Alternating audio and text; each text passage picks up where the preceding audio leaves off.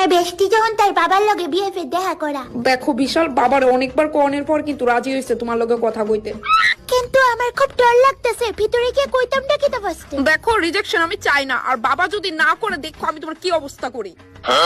ঠিক আছে, আমি চেষ্টা করব। ইস কিতা কইতাম। আঙ্কেল আমি বিশাল, আপনার মেয়ে। সবই বুঝলাম, কিন্তু এই ফুলারে আমি জিগা মুখিতা। তো বিশাল, তোমার নাম কি? আঙ্কেল আমার নাম হইছে বিশাল। মনা তুমি বিয়া করছো নি কোনোদিন? কারণ আমি হঠাৎ করে সারপ্রাইজ চাই না। হ্যাঁ, না আঙ্কেল আমি জীবনেও বিয়ে করছি না। আপনি করছেন নি? ও করছি তো। ও, তো আপনার কোনো ছেলে মেয়ে নাই? আছে তো, 2 মেয়ে আছে, লতিকা আর ছুটকি। বাহ, খুব সুন্দর নাম। আর কি জিগাইতাম, আমি তো টপিকই পাইতাছি না। তো তোমার পরিবারে কতলা মা বাবা আছে?